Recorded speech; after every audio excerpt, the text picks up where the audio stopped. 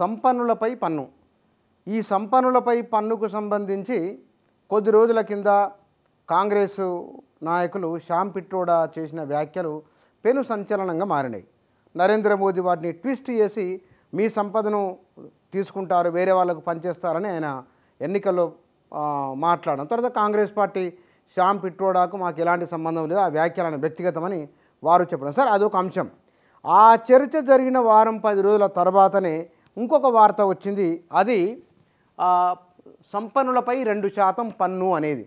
సంపన్నులపై 2% పన్ను ఏమిటి, ఆ వ్యవహారాలు ఏమిటి, ఏ ఏ సామాజిక వర్గాల వారి చేతిలోకి సంపద వెళుతున్నది అనే విషయాలు ఈ కథనంలో ఉన్నాయి. ఇందులో 10 కోట్లకు పైగా నికర సంపదపై ఏటా విధించాలి 2% పన్ను, వారసత్వ సంపదపై 33% వేయాలి. థామస్ పికెటీ తదితర ఆర్థికవేత్తల సిఫారసు అనింది. ఇందులో యాజ్ ఇట్ ఈస్గా ఏముందో చూద్దాం.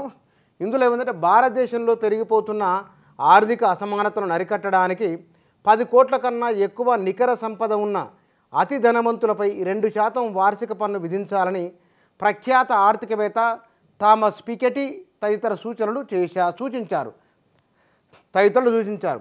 10 కోట్లకు మించిన వారసత్వ సంపదపై 33% పన్ను విధించాలన్నారు. దీంతో ప్రభుత్వ ఆదాయం భారీగా పెరుగుతుందని, అది జీడిపిలో 2.73%గా ఉంటుందన్నారు.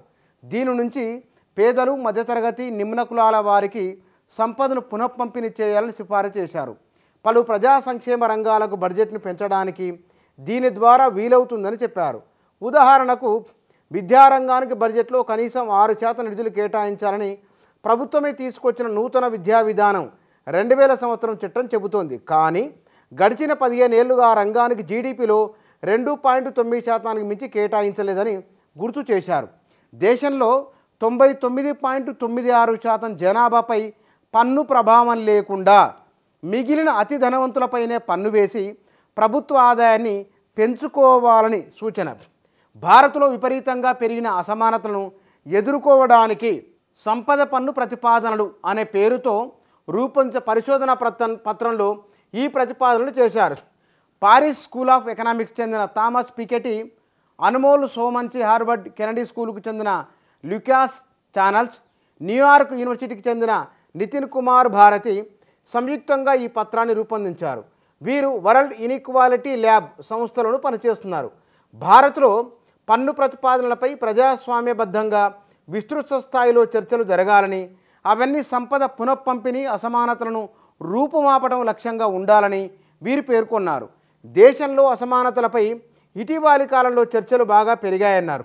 తాము మార్చి 20ని విడుదల చేసిన భారత్లో ఆదాయ సంపద అసమానతలు 1922-23 శతకోటీశ్వరుల రాజ్యం పరిశోధనా పత్రం కూడా దీనికి దోహదపడిందని గుర్తు చేశారు. భారత బిలియనీర్లు దాదాపుగా అందరూ అగ్రకులాలకు చెందిన వారేనని తాజా పరిశోధన పత్రం సహరచయిత అనుమోల్ సోమంచి పేర్కొన్నారు. తాము ప్రతిపాదిస్తున్న పన్నును ప్రగతి పన్నుగా అభివర్ణించారు. సమానత్వ సంపన్న భారత నిర్మాణానికి ప్రగతి పన్ను విధింపు, సమర్థవంతమైన పునఃపంపిణీ, సామాజిక రంగాల్లో సమగ్ర స్థాయిలో పెట్టుబడులు అత్యవసరంగా చేపట్టాల్సిన పని అని అన్నారు. ఇది వీరు చేసిన సూచన. దానికి పక్కనే అసలు ధరకు 3 రెట్లు 119 కోట్ల కొని 53 కోట్లకు అమ్మారు. అంటే ఎట్లా సంపదలు పెరుగుతున్నాయని దానికి ఇదొక పక్కపక్కలు ఇచ్చారు ఈ పేపర్లో.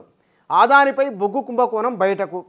ఇందులో హిండెన్బర్గ్ నివేదిక తర్వాత భారీగా పడిపోయిన ఆదాని షేర్లు అంతర్జాతీయ పెట్టుబడి సంస్థల మద్దతుతో పుంజుకొని మునుపటి స్థాయికి చేరిన తర్వాత మళ్ళీ ఆ సంస్థపై పాత అవినీతి ఆరోపణలు ముసురుకున్నాయి.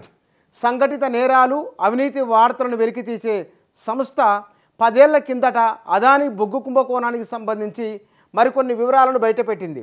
తక్కువ నాణ్యత బొగ్గును దిగుమతి చేసుకొని 3 రెట్ల ధరకు భారత విద్యుత్ సంస్థలతో కొనిపించడం ఈ కుంభకోణంలో ప్రధానమైన అంశం. 2014 జనవరి నుంచి అక్టోబరు వరకు 24 నౌకల్లో ఈ బొగ్గును తీసుకొచ్చి తమిళనాడు తీరంలో దించారు. బొగ్గును కొన్నప్పుడు టన్ను ధర $33.75, నాణ్యత 3500 కిలో కేలరీల కన్నా తక్కువగా పేర్కొన్నారు. తమిళనాడు ప్రభుత్వ విద్యుత్ సంస్థకు అమ్మేటప్పుడు మాత్రం టన్ను ధర $91.91 నాణ్యతను 6000 కిలో క్యాలరీలుగా పేర్కొన్నారు. రూపాయలు 19 కోట్లకు ఉన్న బొగ్గును 53 కోట్లకు తమిళనాడు ప్రభుత్వానికి అమ్మారని తేలింది. ఇందుకు సంబంధించిన ఆధారాలు, సంఘటిత నేరాలు, అవినీతి వార్తలను వెలికితీసే సంస్థ సంపాదించింది. ఈ సంస్థ సమాచారం ఆధారంగా బ్రిటన్కు చెందిన ఫైనాన్షియల్ టైమ్స్, భారత్ చెందిన హిందూ పత్రికలు అదాని బొగ్గు కుంభకోణం వివరాలను బుధవారం కథనాలుగా రాశాయి. సుప్రీంకోర్టులో అదానిపై పెండింగ్లో ఉన్న DRI పిటిషన్ను సత్వరమే విచారించాలని కోరుతూ సుప్రీంకోర్టు ప్రధాన న్యాయమూర్తిని బ్రిటన్, ఆస్ట్రేలియాలకు చెందిన 21 అంతర్జాతీయ సంస్థలు ఉమ్మడిగా లేఖ రాశాయి. ఇది సంపద పెరుగుతున్నది ఎట్లా, ఆ సంపదను వారిపైన 2% పన్ను వేయాలి ఎట్లా అనే దానికి సంబంధించిన వార్తలు ఈ రెండు ఒక దగ్గరనే ఉన్నాయి. భారతదేశంలో ఆ సంపన్నుల పన్ను వేయాలి, 99% ఉన్న వారిపైన పన్ను వేయకుండా ఉంటే గనక ఈ పెరిగిపోతున్న అసమానతలను అరికట్టవచ్చు అని ఆర్థిక నిపుణులు చేస్తున్న సూచనకు సంబంధించిన వార్త ఇది.